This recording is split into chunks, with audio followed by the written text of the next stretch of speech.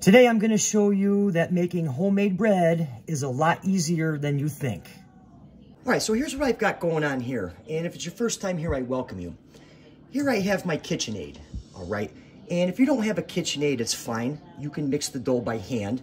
It's just going to take you a little longer, about 10 minutes to knead the dough. So this bread recipe I'm going to show you, it's super easy and it's consistent, all right? All we're going to use is some flour, some salt, some yeast, and some water. All right, so the first thing we're gonna do is we're gonna add our water. We wanna use very, very warm water. Right here I have less than 2 cups, and I'll explain the ratio in a minute. And we can actually look at our temperature here. We got 104 degrees.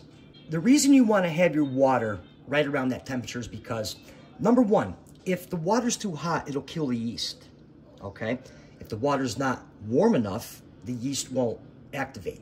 However, almost all the time, your standard tap water that comes out of your faucet will give you the appropriate temperature. Okay, so now I'm gonna add one package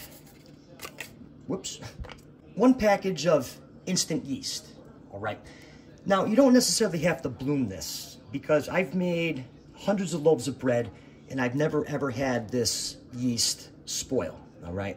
It has this pretty significant expiration date. So now I'm gonna add 4 cups of bread flour, all right?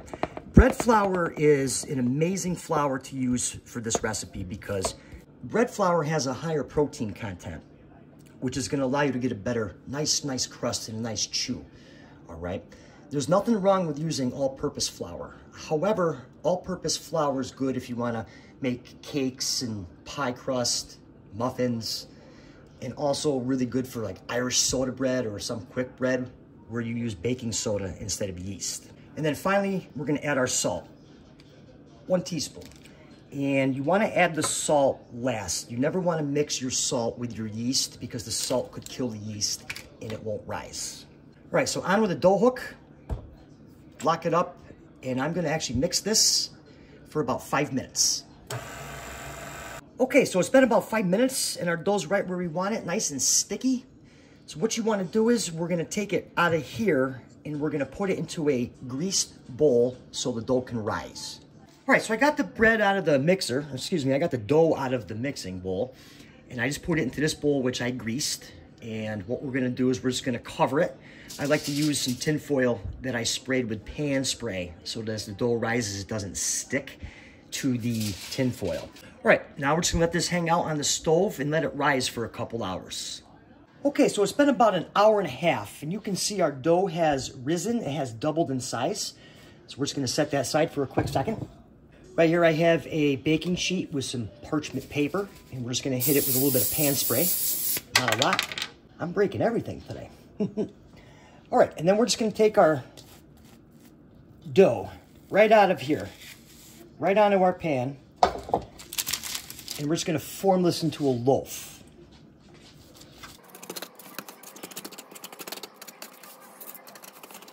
Right, kind of like that, kind of like a dough meatloaf. All right, let's set that aside for a quick second.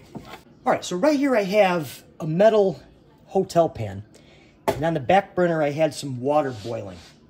What you want to do is you just want to pour this water into the container here without making a mess all over your stove.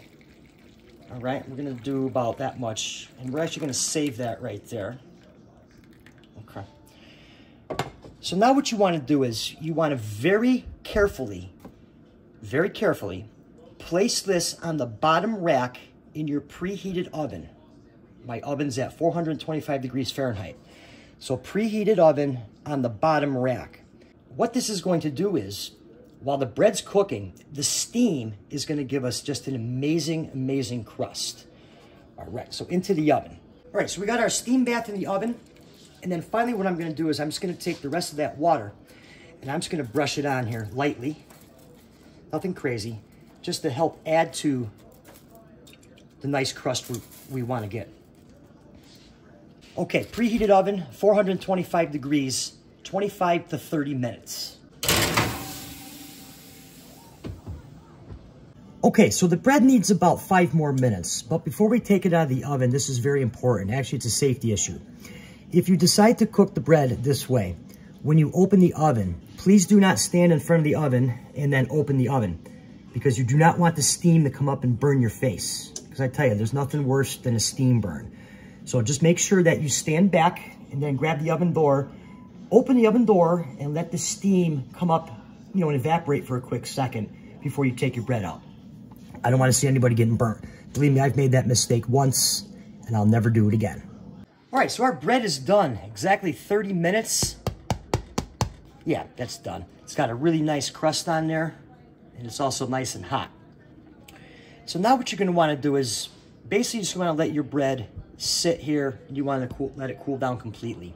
I'm not going to wrap it with a towel. I'm not going to cover it with anything because I don't want any condensation to build up, and I don't want to lose the nice crust that we have here. What's a good time? Ideally, I would say 45 minutes to an hour and a half. So we're just going to let it hang out and get into it later on. All right, so the bread's been hanging out. I let it go for about an hour, and I tell you, it's still a little warm, but it's not piping hot. And this just came out great. I mean, look at the crust on that right there. Nice and golden brown, nice and soft and spongy in the middle. This is hands down just an amazing, amazing recipe. I like the heel of the bread. Yeah, this bread came out absolutely amazing. Hands down, one of my favorite recipes, and it's so easy to make, and it comes out consistently perfect every time. I hope you guys really enjoyed this recipe, and for another good recipe, be sure to watch the video that's on your screen right now, and I'll meet you over there.